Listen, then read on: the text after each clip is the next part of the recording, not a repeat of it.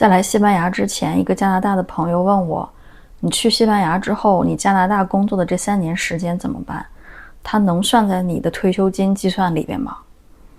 说实话，在他提醒我之前，我其实从来都没有考虑过退休的问题，但我觉得也许是时候该考虑一下了。因为我在出国之前就已经停缴了国内的社保，在加拿大工作的这3年 CPP 其实也寥寥无几，而在西班牙呢，在2027年开始，他们的退休年龄将会调到67岁，而你只有工作满37年才能够拿到100%的你的社保缴纳金额相对的退休金。我是在42岁才加入到这个系统，也就是说我到退休只能工作25年，我比我的同龄的工资差不多的人自然的就少了35%的退休金。所以我在来西班牙的第1年，我着实是有一点退休焦虑的。但是今年我突然就想开了，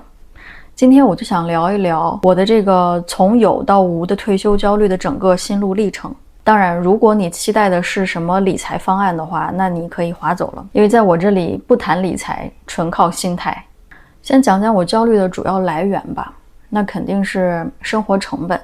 因为我担心的是我的退休金是否足以支撑我退休之后的生活。那租房成本绝对是我生活成本中占最大头的一部分。我现在的房租是1200每月，如果不考虑通货膨胀的话，假设我继续租我现在的这个房子，一直到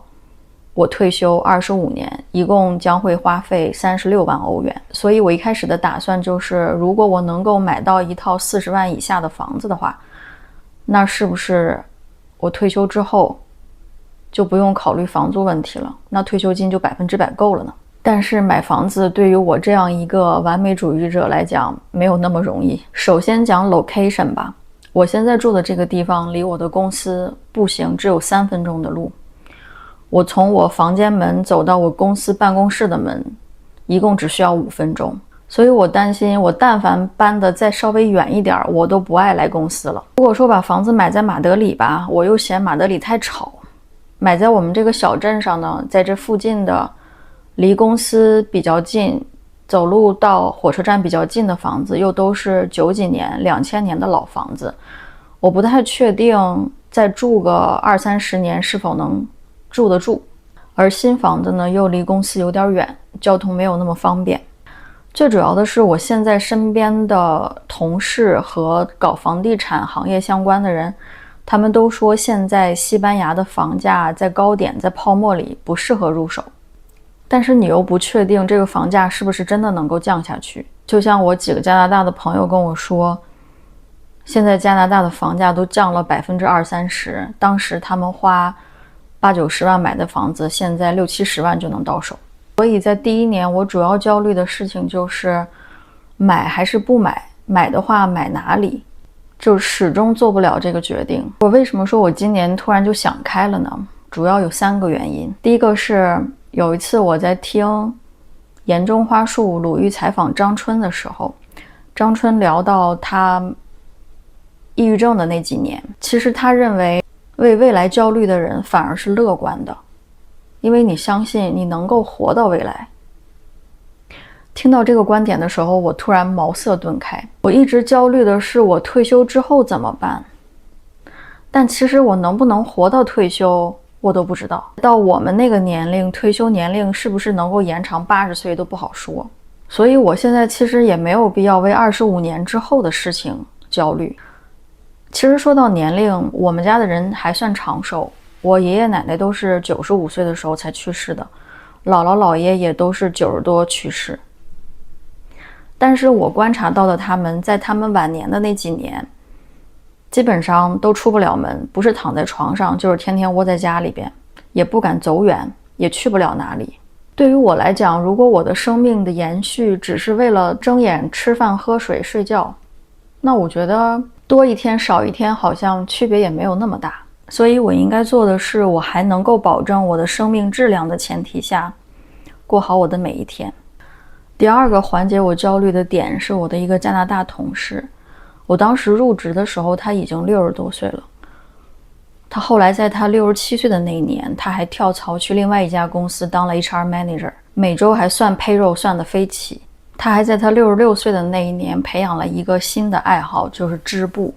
还买了一台特别古老的织布机。我上次回加拿大的时候去他家住，在他的指导下织出了我人生的第一块桌布。他后来还买了织布的书，跟着上面的花样，现在织得越来越复杂，越来越多样。所以我看着他，我就会想，如果我退休了之后，我会干什么呢？我觉得我应该不会想要每天就只是躺在家里看电视吧，我应该想要去做一些公益活动。总之就是还要让自己每天有事儿干。当然，如果我的公司允许我在退休之后还继续工作的话，那么我也乐意继续上班。这也就推出了的第3点，就是最近我在我们公司的数据库发现了一件很有意思的事儿。我们全球有1万多员工，目前在职的60岁以上的一共有800多个人，70岁以上的32个人，而这32个人里边有一半都在加拿大。这几个人里边呢，有2个78岁，一个77岁和2个75岁的。他们的工作分别是卡车司机、销售和库管。所以我在想，如果我退休了之后，我现在的工作不让我继续干了，我至少还可以回加拿大去当个卡车司机，是不是？不过也许25年之后，卡车已经全部自动驾驶，或者已经在天上飞了，根本就用不着卡车司机。所以你看，未来本来就是说不准的嘛，我们何必为未来焦虑呢？讲真，我身边还真的就没有说退休之后活得很拮据的例子。不过也有可能是因为我们父母的这一代，他们正好是退休金高的这一代吧，再往后可能真的不太确定了。不过现在老龄化这么严重，我相信养老经济在未来也会有更丰富的发展，所以我应该也不用担心我老了之后租不到房子吧。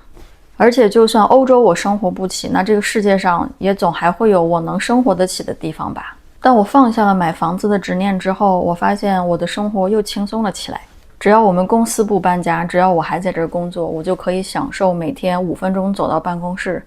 ，10分钟走到火车站，每2周就会有人来打扫房间的喜悦。我觉得很多时候我们的焦虑其实来源于我们想象中的自己需要的东西和我们实际需要的之间的差距，而你为了这个差距而去付出的额外的不必要的努力。如果你也相信人生在任何阶段重新开始都不晚，